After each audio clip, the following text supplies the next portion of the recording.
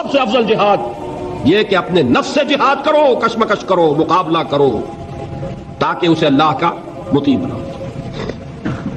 وہ کلچر کا نام دیتا ہے، یہ سارا کچھ کر رہا ہے، تو اگر شیطان سے مقابلہ نہیں کر سکیں گے تو اللہ کی بندگی کر سکیں گے؟ اس میں پیش کر رہا ہے، حرام شے ہے، نفس کیا کہتا ہے؟ لے لو، کہتا ہے کہ نہیں؟ اور بڑی پٹیاں پڑھاتا ہے کہ یہ سارا تقویٰ کا حیضہ تمہیں ہو گیا ہے، فلاں حاجی ہے، فلاں وہ ہے، وہ بھی لیتا ہے، اور فلاں ضرورت رکی پڑی ہے، بچے کی فیس نہیں گئی ہے، بیوی کو اتنا عرصہ ہو گیا ساڑی کی فرمائش کرتے ہوئے ساڑی نہیں خریدی گئی ہے، یہ ساری پٹی پڑھائے گا نفس کے نہیں۔ اب اگر آپ مقابلہ کر سکتے ہیں نفس کا تو بچیں گے، مقابلہ نہیں کر سکتے باہر کھا جائیں، یہی ہوگا کہ نہیں؟ اذان کا وقت آ گیا، اذان سن لی آپ نے، لیکن پھر نفس نے کہا ابھی اور سو، آپ نے کروٹ لی اور کپڑا خوب ٹھیک کیا اور غین ہو گئے۔ اگر آپ اس نفس کے تقاضے کو اس وقت رد کر سکتے، طاقت آپ میں اتنی ہوتی، تو آپ کھڑے ہوتے مسجد کی طرف جاتے۔ گویا کہ بندگی رب کے لیے سب سے پہلا جہاد کس سے کرنا ہوگا؟ نفس۔ اچھا، نفس اکیلا نہیں ہے، اس کے پیچھے ایک بہت بڑا بدماش ہے، وہ شیطان لعین، وہ اسے اکساتا رہتا ہے، پھونکے مارتا ہے، الذی یوسوس فی صدور الناس، اشتعال پیدا کرتا ہے، پٹیاں پڑھاتا ہے، برائی کو مزین کرتا ہے، بے حیائی کو فیشن کا نام دیتا ہے، ناچ گانے کو وہ کلچر کا نام دیتا ہے، یہ سارا کچھ کر رہا ہے، تو اگر شیطان سے مقابلہ نہیں کر سکیں گے تو اللہ کی بندگی کر سکیں گے؟ تیسری چیز، معاشرہ بگڑا ہوا ہے، بگڑے ہوئے معاشرے کا ایک دباؤ ہے آپ پر، یہ بالکل ایسے جیسے ایک ہجوم ایک طرف جا رہا ہو تو ادھر جانا آسان اور مقابلے میں جانا بہت مشکل، زور لگانا پڑے گا نا۔ تو معاشرے کا رخ کچھ اور ہے، آپ کا رخ کچھ اور ہے، معاشرہ نہ خدا کو جانے نہ رسول کو جانے، آپ چاہتے ہیں اللہ اور اس کے رسول کے حکم پہ چلنا، کشمکش کرنی پڑے گی کہ نہیں؟ بہت پیارے ہیں وہ مصرے، زمانہ بات و نہ سازت تو با زمانہ ستیز، زمانہ تمہارے ساتھ اگر موافقت نہیں کر رہا، زمانے سے جنگ کرو، اور بے غیرت اور بے حمیت اور بودے اور بزدل اور کچے لوگوں کا اصول کیا ہے؟ زمانہ بات و نہ سازت تو با زمانہ بساز، زمانہ تمہارے ساتھ موافقت نہیں کرتا، بھائی تم زمانے کے رنگ میں لگے جاؤ۔ آسان راستہ کون سا ہے؟ زمانہ تمہارے رنگ میں نہیں آتا، تم اس کے مطابق ڈھل جاؤ، کوئی تکلیف ہوگی، اور زمانہ تمہارے ساتھ اگر موافقت نہیں کر رہا، تم زمانے سے لڑو، تکلیف آئے گی کہ نہیں؟ تین جہاد کرنے پڑیں گے تو انسان اللہ کا بندہ بن سکے گا۔ بات سمجھ میں آئی؟ اسی لیے جب پوچھا گیا حضور سے ای الجہاد افضل یا رسول اللہ، اے اللہ کے رسول سب سے افضل جہاد کون سا ہے؟ آپ نے فرمایا ان تجاہد نفسک فی طاعت اللہ، سب سے افضل جہاد یہ کہ اپنے نفس سے جہاد کرو، کشمکش کرو، مقابلہ کرو، تاکہ اسے اللہ کا مطیع بناؤ۔ یہ جہاد ہے افضل الجہاد۔ پہلے میں نے کہا تھا پہلی منزل سب سے اہم، تو جو پہلی منزل کا جہاد ہے وہ افضل الجہاد، بالکل دو اور دو چار کی طرح کی بات ہے، اور اسی کو کہا گیا جہاد اکبر۔ جب آپ غزوہ تبوک سے واپس آئے ہیں، آپ نے فرمایا مسلمانوں یہ نہ سمجھنا جہاد ختم ہو گیا، رجعنا من الجہاد الاصغر الى الجہاد الاکبر، وہ تو چھوٹا جہاد تھا جو ہم کرنے گئے تھے کافروں سے خلاف، یہ بڑا جہاد ہے جو مدینے میں رہ کر ہوگا، ہر آن ہوگا، وہ تو کبھی ہوتا کبھی نہیں ہوتا، یہ ہر وقت ہوتا ہے، ہر صبح ہوتا ہے، ہر رات ہوتا ہے، ہر شام ہوتا ہے، ہر لحظہ ہوتا ہے، ہر وقت کشمکش ہے، خیر و شر کی، حلال اور حرام کی، صحیح اور غلط کی، زمانے کی روش اور دین کا تقاضا ٹکرا رہے ہیں۔ آپ اگر اس راستے پر پہلا قدم رکھیں ایک عزم کے ساتھ تو ہوش ٹھکانے آ جائیں گے، دن میں تارے نظر آئیں گے، 14 طبق روشن ہو جائیں گے کہ دین کا نام لینا آسان ہے، چلنا بہت مشکل ہے۔ چمی گویم مسلمانم بے لرزم کے دانم مشکلات لا ادارہ۔ یہاں پر بھی نوٹ کیجئے کہ یہ تین اس کے مرحلے ہیں جو منہج انقلاب نبی میں ہم نے واضح کی۔ طاقت کے ساتھ طاقت، پنجہ آزمائی۔ پہلا مرحلہ صبر محض ہے، پرسیکیوشن کو جھیلو، برداشت کرو، صبر کرو۔ نغمہ ہے بلبل شوریرہ تیرا خام ابھی اپنے سینے میں، اسے اور ذرا تھام ابھی، منتظر رہو، وقت آئے گا ہاتھ کھول دیے جائیں گے۔ دوسرا مرحلہ ایکٹیو ریزسٹنس، آگے بڑھو، للکارو، چیلنج کرو، اقدام کرو۔ آخری مرحلہ پھر تصادم، جان دینے کے لیے میدان میں آ جاؤ، یہ قتال ہے۔ اسی لیے میں نے ایک مرتبہ تقریر کی تھی بھمبر میں، پہلی مرتبہ مجھے یاد ہے، میں نے یہ 9 منزلیں بیان کی تھی. 8 منزلیں جہاد ہیں، 9ویں منزل جا کر قتال بنتی ہے. پہلی منزل پر 3 جہاد تھے نا، نفس سے، شیطان سے، بگڑے ہوئے معاشرے سے. دوسری منزل پر دعوت و تبلیغ بالحکمہ بالموعظہ جدال احسن.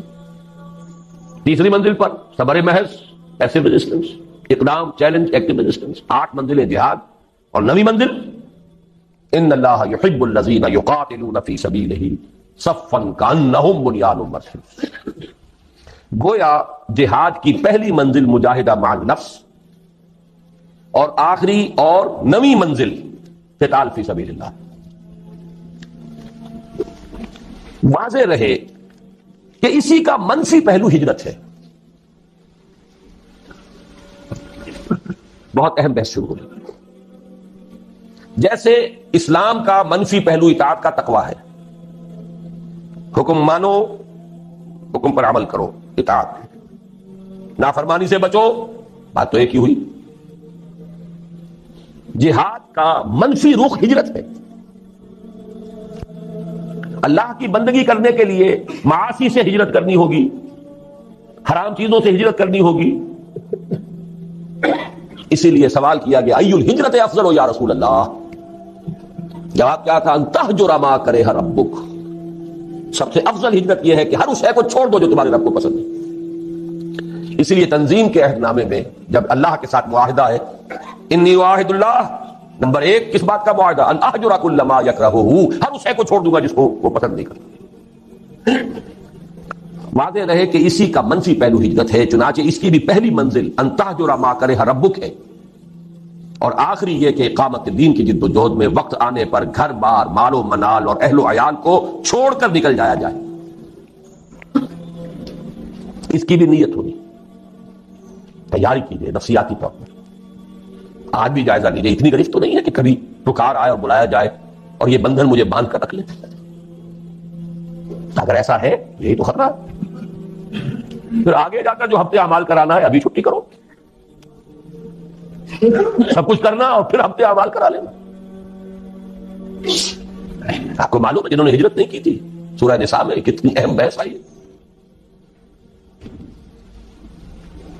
تو ہجرت، لیکن یہ کہ پورے لیول کے اوپر غلط خیالات ذہن سے نکالو، غلط نظریات نکالو، ہجرت ہے.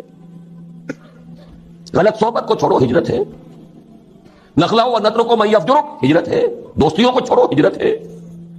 محبتوں کو کاٹو اس تلوار سے، ہجرت ہے. تو جیسے جہاد، جیسے سانس ہے اس کی آمد و شد، آنا اور جانا، اسی طرح جہاد اور ہجرت ہے. کچھ لوگ جو ہے وہ اصطلاحی مفہوم لے کر اور نہ معلوم کہاں سے کہاں،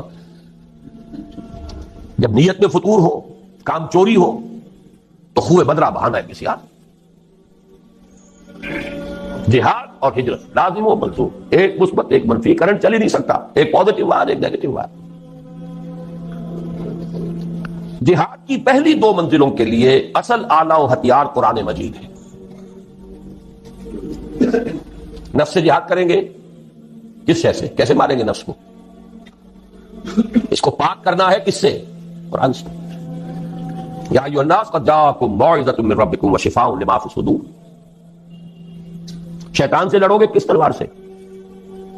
کشتن ابلیس کار مشکل است، زاں کے او گم اندر آباق دل است.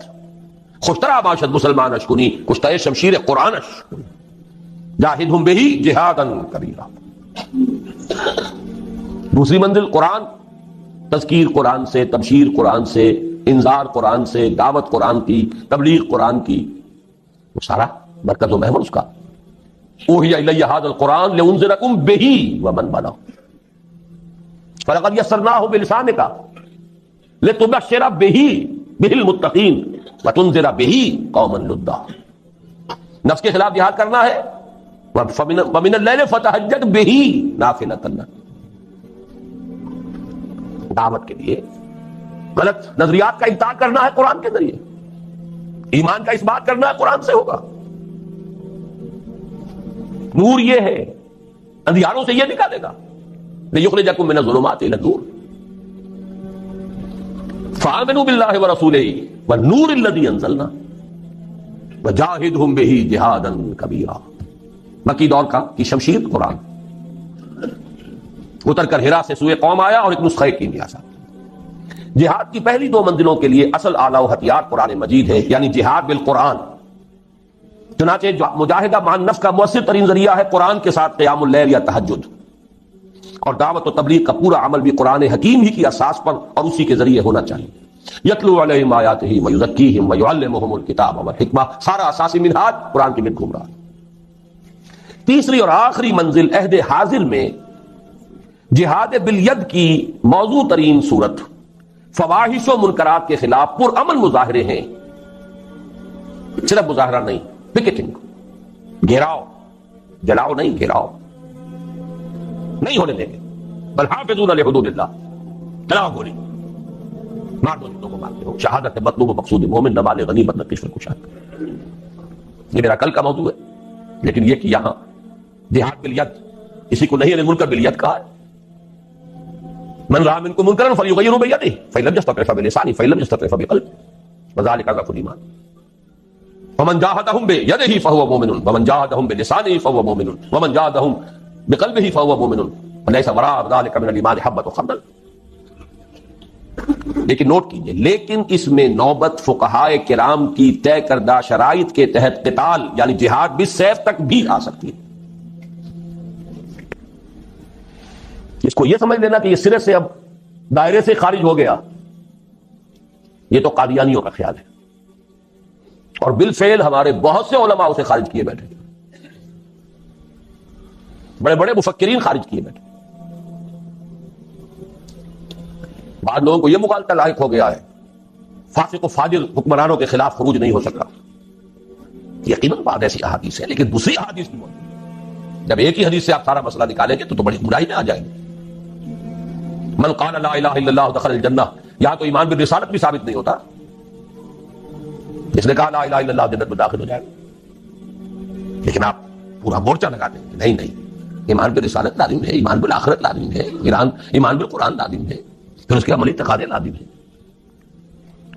تو اس کو بھی اچھی طریقے سے سمجھ لیجئے، قتال اور فساق و فجار حکمرانوں کے خلاف طاقت کا استعمال، لیکن اس کی شرائط ہے۔ امام ابو حنیفہ جن کو میں سید الفقہاء سمجھتا ہوں، انہوں نے اس کے لیے واضح طور پر کہا کہ نہیں المنکر اگر زبان سے مؤثر نہیں ہو رہا تو فبالسیف، تو تلوار، لیکن اس کے لیے طاقت اتنی بہم پہنچ چکی ہو، یہ نہیں کہ 4 آدمی اکٹھے کیے 4 کو مروا دیا، پھر آگے چلے، پھر 10 کو اور اکٹھے کیے 10 کو مروا دیا، یہ نہیں، ہنگامہ کیا، جماعت بنائیے، قوت جمع کیجئے، تربیت دیجئے، منظم کیجئے، مرتبہ تعداد اتنی کہ جو بھی آپ کے اندازے ہیں اس کے اعتبار سے، ویسے کچھ ہے کہیں سے آ جائے بورڈ فرام دی بلو، وہ بات دوسری ہے، لیکن ہر اندازے میں آپ یہ تقریباً یہ یقین رکھیں کہ اب اتنی طاقت ہے کہ ہم بدل دیں گے اس نظام کو، کامیابی ہو جائے تب جا کر اس کا انکار، ورنہ نہیں۔ ٹیررزم جو ہے جو چل رہا ہے آج کل، ادھر حقیقت جہاد اور قتال کو بدنام کرنے والی چیز ہے، لیکن یہ کہ اس کو خارج کر دینا اس کی غلط ہے۔ اس میں نوبت فقہائے کرام کی طے کردہ شرائط کے تحت قتال یعنی جہاد بالسیف تک بھی آ سکتی ہے۔ یہ ہے جہاد کی بحث۔ پہلا جو لازمی تقاضا ہے ان 3 فرائض کے لیے وہ ہے جہاد۔ دوسرا لزوم اجتماعیت، اجتماعیت کا لزوم، اس میں بھی درجے ہوں گے، کسی جگہ یہ مستحب ہوگا، کسی جگہ یہ مفید کہہ لیجئے، ممید کہہ لیجئے، کسی جگہ لازم ہوگا، ہر وقت ہر حال میں لازم نہیں۔ فریضہ اول کے ضمن میں صرف صحبت صالح، کونوا مع الصادقین، اللہ کا بندہ بننا ہے آپ کو، نفس سے جہاد کرنا ہے، شیطان سے کرنا ہے، معاشرے سے کرنا ہے، تو ایسے لوگوں کی معیت تلاش کریں، ایسوں کا قرب، ایسوں کی صحبت، جو یہی کام کر رہے ہوں، یہی کرنا چاہتے ہوں، اس سے تقویت پہنچے گی آپ کو۔ مرید کسے کہتے ہیں؟ ارادہ کرنے والا، آپ نے ارادہ کیا ہے اور بھی ہے اس نے بھی ارادہ کر لیا ہے، یہ مرید جمع ہو، اس سے یقیناً تقویت حاصل ہوگی۔ لیکن عقلاً محض اس کام کے لیے جماعت، میں جماعت کا ایک مفہوم خاص بول رہا ہوں، جماعت ڈسپلن، سب اطاعت والی جماعت، اس کام کے لیے ضرورت نہیں۔ نمبر 2، اسی طرح فریضہ ثانی کے ضمن میں درس گاہوں، اداروں، انجمنوں اور سوسائٹیوں سے پورا ہو سکتا ہے۔ دین کی دعوت و تبلیغ ہے، ڈھیلا ڈھالا نظم ادارہ ہے، اشاعت قرآن کا ادارہ، پبلشنگ ہاؤس ہے، آڈیو ویڈیوز کے کا کوئی سلسلہ ہے، جرائد ہے، رسائل ہیں، انجمنیں ہیں، دارالعلوم ہے، یہ سب اس کا ذریعہ ہے. یہ جماعتیں نہیں ہیں. اجتماعیت تو ہے، لزوم اجتماعیت لکھا ہے میں نے اوپر. اجتماعیت ایک عام لفظ ہے. یہ لوز آرگنائزیشن، ایسوسیشنز، انجمنیں، ان میں وہ سب ہوتا ڈسپلن یہ نہیں. ٹھیک ہے، ایک دستور ہے، قانون ہے، اس کے مطابق آپ نے تقسیم کار کر دی ہے. کوئی صدر ہے، کوئی سیکریٹری ہے، جس کی ٹانگ گھسیٹنی ہو گھسیٹ لیجیے، نو کانفیڈنس لے آئیے اس کے خلاف. جس کو آپ برقرار رکھنا چاہیں رکھیں، وہ بھی رکھیں. آپ کا دارالعلوم ہے، اس کا کوئی محتمم ہے، بہرحال ایک نظم تو وہاں ہوگا، لیکن یہ کہ وہ جماعت کا سلسلہ نہیں.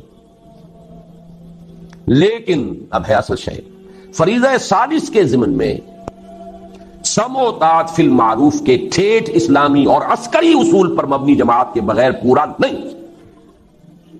کوئی احمق ہوگا جو سمجھے کہ یہ کام ہو سکتا ہے بغیر اس کے.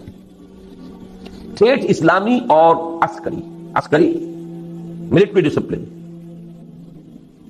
وہاں آپ کو یہ اختیار نہیں ہے، حق حاصل نہیں ہے کہ آپ اپنے سپیریئر سے یہ پوچھیں کہ یہ حکم آپ کیوں دے رہے ہیں، مجھے کیا حکمت ہے. There's not to reason why, there's but to do it die. عسکری اور ٹھیٹھ اسلامی سم و طاعت، فاسمعوا واطیعوا، اللہ کی سم و طاعت مطلق، رسول کی سم و طاعت مطلق، الا یہ کہ وہ خود کہہ دیں کہ یہ صرف میرا مشورہ ہے، حکم نہیں ہے. جیسے حضرت بریرہ نے پوچھ لیا تھا. حضرت مغیث ایک غلام تھے، حضرت بریرہ ایک کنیز تھی، ان کے ساتھ نکاح تھا. حضرت عائشہ کی کنیز تھی حضرت بریرہ. حضرت عائشہ نے انہیں آزاد کر دیا، اب ان کا سٹیٹس ہو گیا اونچا، وہ غلام کے غلام تھے. یہ ایک خیار حاصل ہوتا ہے، اختیار، چوائس. کنیز پہلے جس کے نکاح میں تھی، کنیز ہونے کی حیثیت سے کسی غلام کے، اب جب وہ حرہ ہو گئی، آزاد ہو گئی، تو شی ہیڈ این آپشن. وہ چاہے تو اب اس کے نکاح میں رہے، چاہے تو نہ رہے. کفر نہیں رہا نا اب وہ. تو حضرت بریرہ نے کہا میں تو اب اس کے نکاح میں نہیں رہوں گی مغیث کے. انہیں بہت محبت تھی، انہوں نے پہلے خود خوشامد کی، نہیں مانی، پھر سفارش کروائی. سفارش بھی کس کی؟ محمد رسول اللہ صلی اللہ علیہ وسلم کہ حضور اس سے کہیے. حضور نے فرمایا بریرہ کیا حرج ہے اگر تم مغیث کے گھر میں رہو. پورا فوراً سوال کیا، حضور آپ کا حکم ہے یا مشورہ؟ فرمایا نہیں، حکم نہیں ہے، مشورہ ہے، تو میرے لیے قابل قبول نہیں ہے. حکم کو نہیں ٹالا.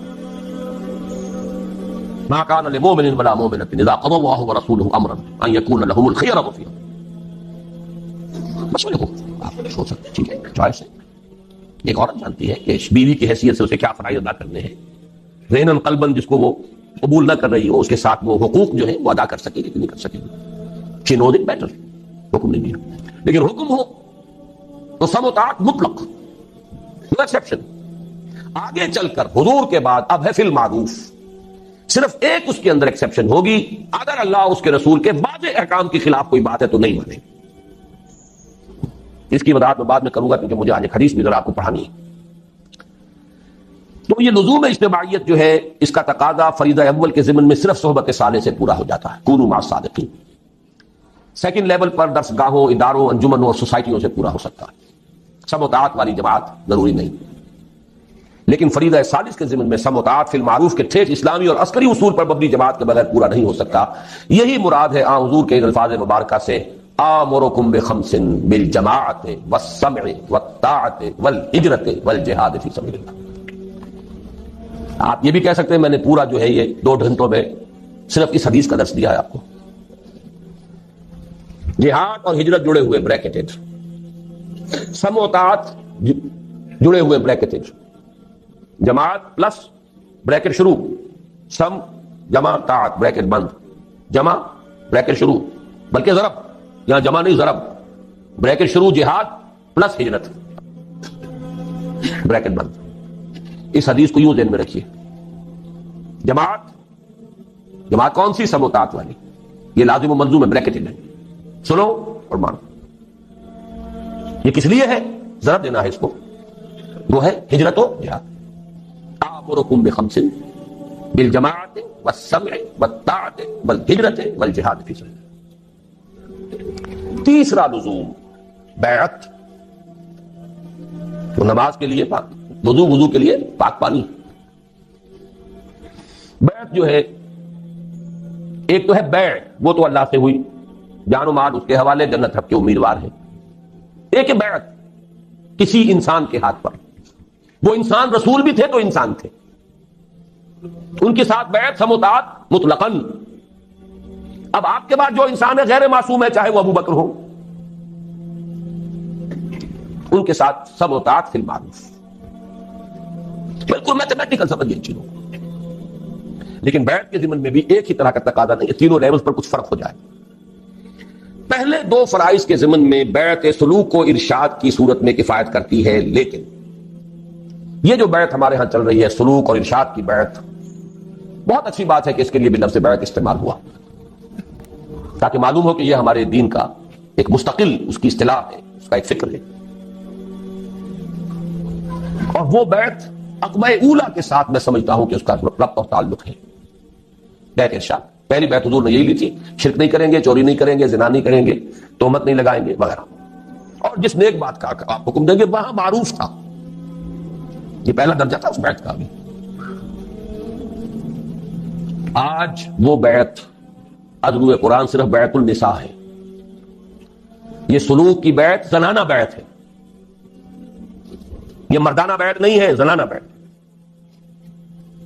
غور کر لیجیے اس کو، قرآن حکیم نے وہی الفاظ دیے ہیں، حالانکہ سورہ ممتحنہ سن 6-7 میں نازل ہو رہی ہے، بیعت عقبہ اولا سن 10 میں، سن 10 نبوی، ہجرت سے 1.5-2 سال قبل لی جا رہی ہے، ایک فصل ہے 8-9 برس کا، لیکن وہی الفاظ جو بیعت عقبہ اولا کے تھے وہی قرآن میں آئے، بیعت النساء، یہ زنانہ بیعت ہے، مردانہ بیعت نہیں ہے۔ مردانگی تو چاہیے، وہ میدان میں جب آنا ہے، مردانہ بیعت وہاں درکار ہے، وہ فرض خواتین پر نہیں، زنانہ بیعت لیکن ہے بیعت۔ اس کے بارے میں ہمارے ہاں وہ جو اہل حدیث مسلک کے لوگ ہیں وہ اس کی نفی کر دیتے، کوئی بیعت نہیں، اس کا کوئی اصول نہیں، کوئی اس کا ثبوت نہیں، غلط بات ہے۔ بیعت عقبہ اولا بیعت یہی ہے، بیعت النساء بیعت یہی ہے، بیعت ارشاد ہے، وہ بھی صحیح ہے، حق ہے، لیکن وہ بیعت جو مردوں سے مطلوب ہے وہ کچھ اور ہے۔ اگر یک قطرہ خونداری اگر مشتے پرے داری، بے آبا من تو آمودم طریق شاہ بازی راہ، مردانگی اس کے لیے بیعت جو ہے وہ ہے نمبر 3۔ فریضہ سادس کے ضمن میں بیعت سموتات فی المعروف کی صورت لازمی و لابدی۔ اب میرے پاس اور الفاظ نہیں ہے جس کو میں تاکید کیسے دوں، کیسے کروں، لازمی ہے، لابدی ہے، کوئی اس سے رستگاری نہیں۔ یا تو کہیے کہ وہ فرض ہے ہی نہیں، ٹھیک ہے، چھٹی ہو گئی، جس گاؤں جانا نہیں اس کا راستہ کا ہے کو پوچھنا۔ اگر مانتے ہیں کہ وہ فرض ہے، بلند ترین منزل کے لیے جد و جہد فرض، تو کوئی پاگل ہوگا، احمق ہوگا، ڈھیٹ ہوگا جو اس کے لزوم کا انکار کرے۔ فریضہ سادس کے ضمن میں بیعت سموتات فی المعروف کی صورت لازمی اور لابدی، اسی کی جانب اشارہ ہے مسلم شریف کی روایت عن عبداللہ ابن عمر رضی اللہ تعالی عنہما میں، جس میں حضور صلی اللہ علیہ وسلم کے الفاظ مبارکہ وارد ہوئے ہیں کہ من مات ولیس فی عنقہ بیعۃ مات میتۃ جاہلیۃ، جو شخص مرا اس حال میں کہ اس کی گردن میں بیعت کا قلادہ نہیں تھا، وہ جاہلیت کی موت مرا ہے، ایمان اور اسلام کی موت نہیں مرا ہے۔ جو لوگ اس بیعت ارشاد کو سمجھ لیتے ہیں کہ یہ تقاضا پورا ہو رہا ہے، وہ اپنے آپ کو دھوکہ دے رہے ہیں۔ یہ دوسری بیعت کا تذکرہ ہے۔ اس حدیث کے بارے میں بھی میرے جو الفاظ تھے اوریجنل، ان میں میں نے تھوڑا سا اضافہ کیا۔ اس پر اصل میں مجھے متنبہ کیا تھا مولانا سید حامد میاں رحمۃ اللہ علیہ نے، جو ہمارے مستشارین میں سے تھے تنظیم کے، وہ چونک گئے اس کو دیکھ کر، کہنے لگے آپ اس طرح اس کو لازم قرار دے رہے ہیں، یہ مفہوم تو ہمارے بزرگوں اور اسلاف میں سے کسی نے بیان نہیں کیا کہ اس معنی میں یہ بیعت جو ہے لازم ہے۔ میں نے انہیں ایک جواب دیا بڑی ٹیکنیکل ٹرمز میں، مولانا عصمت اللہ صاحب سمجھیں گے اس ٹیکنیکل ٹرمینالوجی کو۔ میں نے کہا مولانا پہلی بات تو یہ ہے کہ کسی شے کا عدم ذکر اس کے عدم وجود کو مستلزم نہیں ہے۔ کسی شے کا ذکر نہ کیا جائے اس کا مطلب یہ نہیں کہ وہ ہے نہیں۔ یہاں کتنے لوگ ہیں، میں کتنے کچھ لوگوں کا ذکر کرتا ہوں تو اس سے باقی لوگوں کی نفی تو نہیں ہو جائے گی۔ اگر اسلاف میں سے کچھ لوگوں نے اس کا ذکر نہیں کیا تو اس سے یہ لازم نہیں آتا کہ تھا ہی نہیں، مثال دی۔ اور میں بہت ہی اللہ کا شکر ادا کرتا ہوں کہ میرے علم میں وہ مثال آ گئی تھی، کیونکہ میرے استاد بھی تھے مولانا منتخب القادری، انہوں نے بتایا کہ ان کے جو استاد تھے مولانا معین الدین اجمیری رحمۃ اللہ علیہ، ان کی جو لائبریری تھی اس کی ایک الماری ایسی تھی جس کی وہ چابی کسی کو نہیں دیتے تھے کبھی، اس کی کتابیں جھاڑنی ہوتی تھی تو خود ہی۔ ایک مرتبہ کہیں طبیعت ناساز تھی اور یہ ان کے بہت چہیتے شاگرد تھے، مجھے دے دی، اور وہ رہتے تھے قبرستان میں وہ جگہ بنائی ہوئی تھی، وہاں رہتے تھے۔ یہ بھی وہ کہتے تھے ہماری سمجھ میں نہیں آتا تھا، ان کے پاس اچھے بھلے گھر موجود ہیں اجمیر شہر کے اندر، وہاں کیوں نہیں رہتے؟ اور پھر یہ کہ وہاں پہ کچھ لوگ آتے رہتے تھے، ولایتی کہتے تھے، پٹھان اس وقت جو افغان پٹھان ولایتی آتے رہتے تھے۔ ایک دفعہ طبیعت ناساز تھی، انہوں نے فرمایا کہ تم ذرا میری الماری صاف کر، تو میں نے دیکھا اس میں رجسٹر تھا جس میں ان لوگوں کے نام درج تھے جنہوں نے ان سے بیعت جہاد کی ہوئی تھی، اور یہ شاگرد چہیتے ترین شاگرد، انہیں پتہ بھی نہیں۔ تو عدم ذکر عدم وجود کا مستلزم نہیں، سمجھ لیجیے بات، جس کی مثال یہ ان کے علم میں آیا کہ وہ تو بیعت جہاد مجھے دے رہے تھے، لیکن یہ کہ ابھی انہوں نے اس کو خفیہ رکھا ہوا۔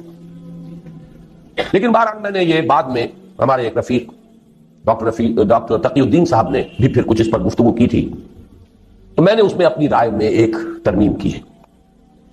پہلی میری رائے یہ تھی کہ صرف دو ہی صورتیں ممکن ہیں، یا تو اسلامی نظام حکومت قائم ہے تو اس کے سربراہ سے بیعت سموتات معروف ہوگی، نہیں ہے تو اس کو قائم کرنے کے لیے جماعت قائم کرنی ہوگی، اس کے سربراہ سے بیعت سموتات معروف ہوگی، تیسری صورت ممکن ہی نہیں۔ تو جیسے میں نے اب استثناء قائم کیا ہے اس میں کہ علم اور عمل کے درمیان فصل بھی ہو سکتا ہے، ایک شخص مفلوج ہو سکتا ہے نفسیاتی اعتبار سے، اللہ جانتا ہے لا یکلف اللہ نفسا الا وسعها، وہ حساب لے لینا، قاعدہ کلیہ نہیں ٹوٹے گا، نارمل آدمی کے لیے وہی بات ہے کہ علم اور نظریہ اور فکر اور ادھر عمل اور رویہ اور کردار لازم و ملزوم ہے۔ اعوذ باللہ من الشیطان الرجیم، بسم اللہ الرحمن الرحیم، انا اعطیناک الکوثر فصل لربک وانحر ان شانئک هو الابتر، صدق اللہ العظیم۔